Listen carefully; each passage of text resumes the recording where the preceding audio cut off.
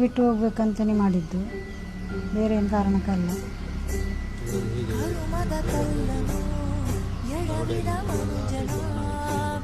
ಅದು ಚಿನ್ನಾಭರಣ ಹಣ ಯಾವುದು ಕೊಂಡೋಗಲಿಲ್ಲ, ಹಣ ಅದಕ್ಕಾಗಿ ಮಾಡಿದ್ದಲ್ಲ, ಜಾಗದ ವಿಷಯಕ್ಕೆ ಮಾಡಿದ್ದು.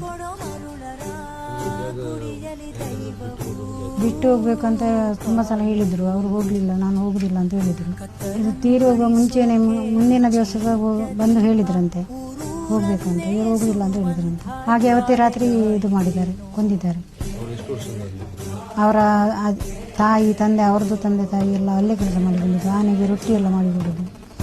ಇವರು ಆನೆ ಮಾವತರಾಗಿದ್ದರು, ಇವರು ತಂದೆ ಸಹ ಆನೆ ಮಾವತರಾಗಿದ್ದರು. ನಾವು ಇಲ್ಲಿ ಅವರೆಲ್ಲ ಗಲಾಟೆ ಮಾಡಲಿಕ್ಕೆ ಶುರು ಮಾಡಿದರು.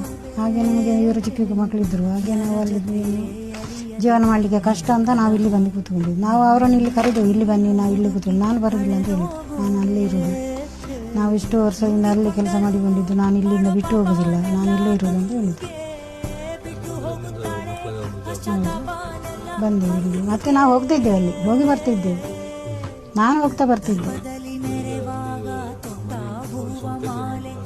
ಇಲ್ಲ, ಸ್ವಂತ ಆಗಲಿಲ್ಲ.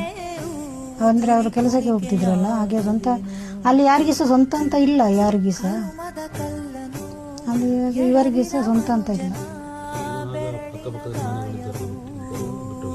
ಅವರು ಹೋಗಿದ್ದಾರೆ, ಬಿಟ್ಟು ಹೋಗಿದ್ದಾರೆ, ಎಲ್ಲರೂ ಹೋಗಿದ್ದಾರೆ. ಇವರು ಒಂದು ಪಾಲು ಮಾತ್ರ ಹೋಗಲಿಲ್ಲ.